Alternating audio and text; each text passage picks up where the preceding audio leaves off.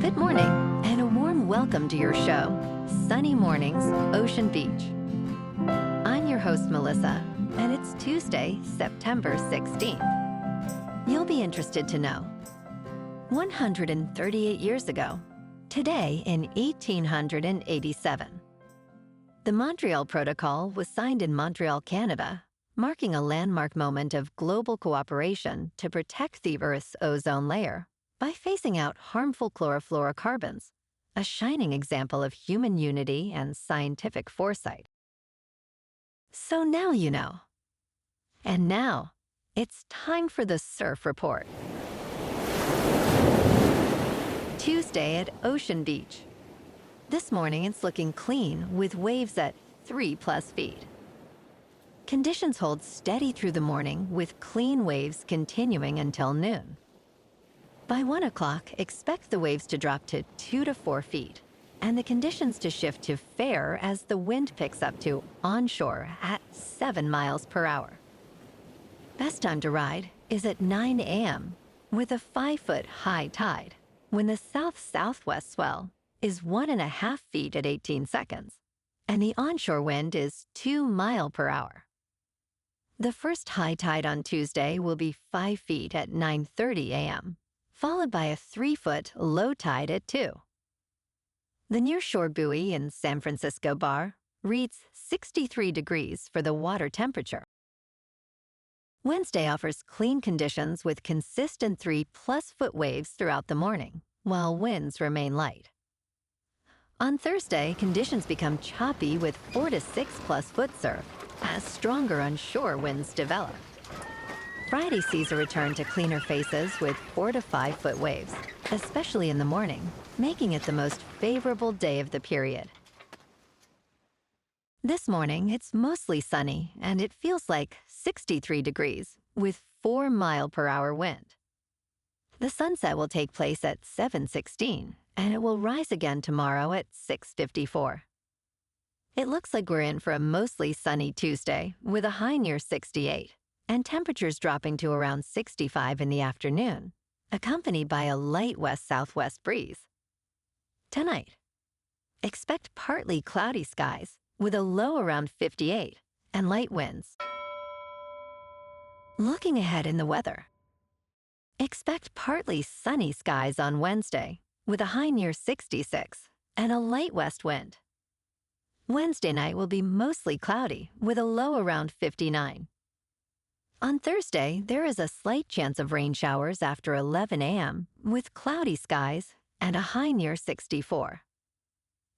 Thursday night brings a slight chance of rain showers before 11 p.m., then a chance of showers and thunderstorms with a low around 60.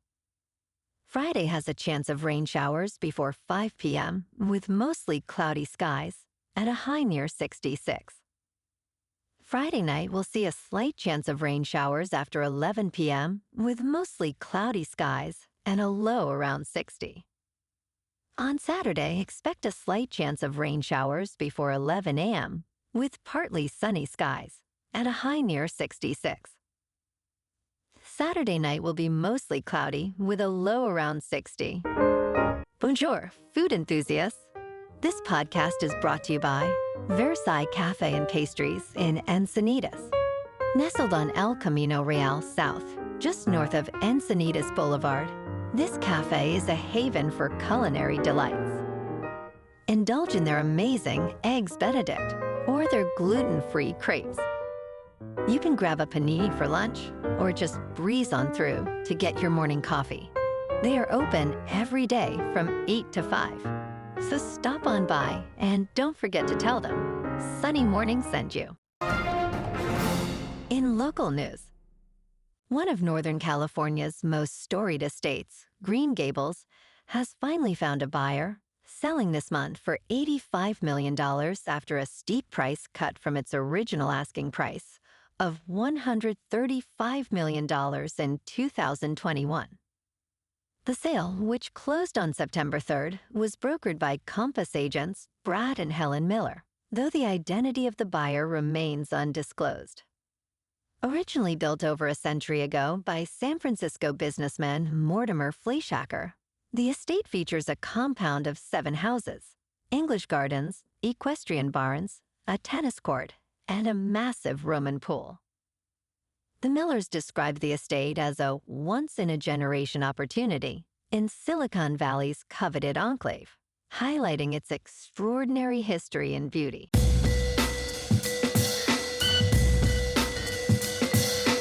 Now on to sports.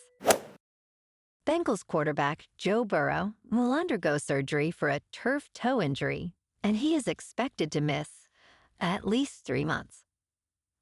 Burrow left the game against the Jacksonville Jaguars in the second quarter and was seen with crutches and a walking boot after the match. In his absence, backup Jake Browning led the Bengals to a come-from-behind victory, completing 21 of 32 passes for 2 touchdowns. Cincinnati will face the Minnesota Vikings on Sunday as they hope to recalibrate their offense around Browning's strengths. Burrow's recovery will be closely monitored as he aims for a return later this season. And last night on Monday Night Football, the Bucs beat the Texans in a nail-biter 20-19. Baker Mayfield was 25 for 38, with 215 yards passing, 2 touchdowns, and 0 interceptions. C.J. Stroud was 13 for 24, with 207 yards, 1 touchdown, and no interceptions. In Game 2, the Chargers beat the Raiders 20-9. Justin Herbert was 19 for 27, with 242 yards passing, 2 touchdowns, and 0 interceptions. While Geno Smith was 24 for 43, with 180 yards, 0 touchdowns, and 3 interceptions. Yowza! Next week, the 2-0 Chargers face the 1-1 Broncos in Los Angeles. In local sports. Last night at Chase Field in Phoenix, the Giants lost to the D-backs 8-1. Gallen pitched 6 innings with a 1 earned run performance to earn the win for Arizona. The G-men managed only 2 hits with 2 errors and left 3 runners on base. Arizona scored 6 runs in the 6th inning and added 2 more later. The Giants' record is now 75-75. Tonight, the Giants take on the D-backs in Phoenix for Game 2 of this 3-game series. The pitcher has yet to be determined for the Giants, while Eduardo Rodriguez is 8-8 with a 4.98 earned run average. First pitch is at 6:40 at Chase Field. In top news, California quietly became the biggest holder of MicroStrategy. It emerges as the top state pension backer. The State Board of Administration of the Florida Retirement System has significantly increased its holdings in MicroStrategy, increasing its indirect exposure to Bitcoin. Florida owns 220,860 MicroStrategy shares, valued at $88 million. The fund added 61,390 shares, representing a 38% increase from the previous quarter. As the leading state with the Public Employees Retirement System owning 357,183 shares, legal and regulatory constraints largely prevent public retirement systems from holding cryptocurrency directly.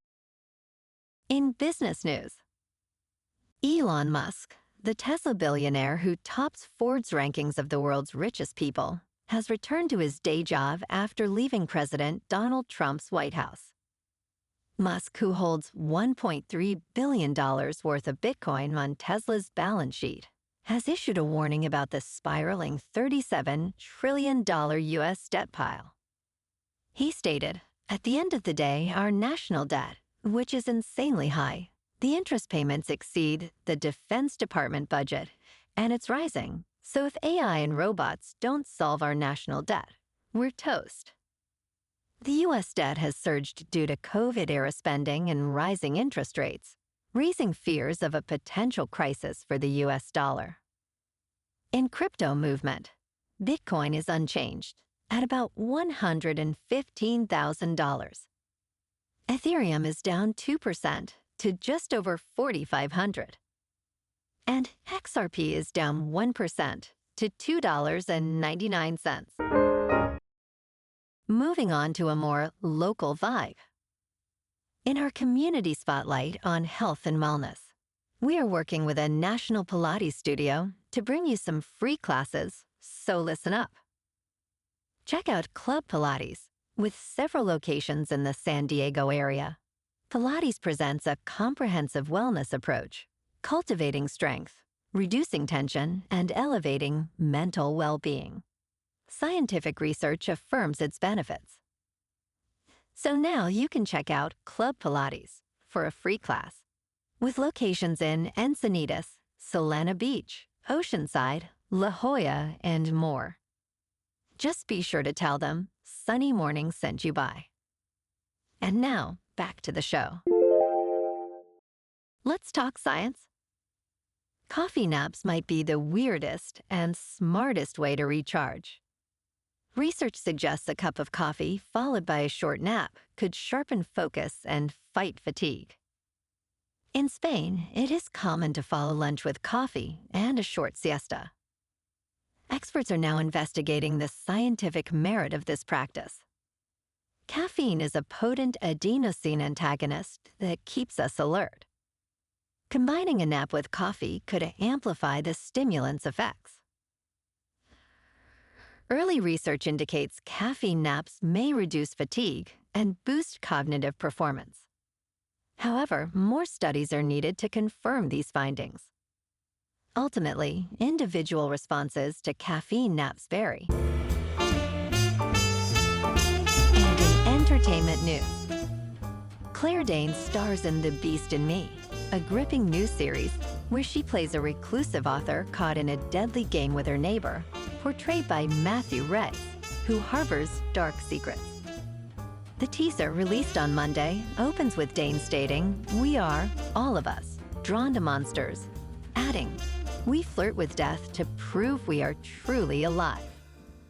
Set to premiere on November 13th on Netflix, the show follows Danes as Aggie Wiggs, who becomes obsessed with her neighbor, a former suspect in his wife's disappearance. Executive producer Howard Gordon of Homeland highlights the show's complexity, stating, "It really is about all of our complicity." Brittany Snow, Natalie Morales, Jonathan Banks, and David Lyons also join the cast. Well, alrighty, folks, it's time for the quote of the day. And today, our quote comes from the American environmentalist and author Rachel Carson. And she said, "In nature, nothing exists alone. This reminds us of the interconnectedness of our actions, like the global cooperation seen in the Montreal Protocol, which highlights the importance of unity in addressing environmental challenges." And that's a wrap for this morning. You can check out our Instagram, YouTube, and TikTok for some captivating aerial videos with local news and the surf reports. Have an amazing day, my good friends. We'll see you tomorrow with another episode of Sunny Mornings, Ocean Beach.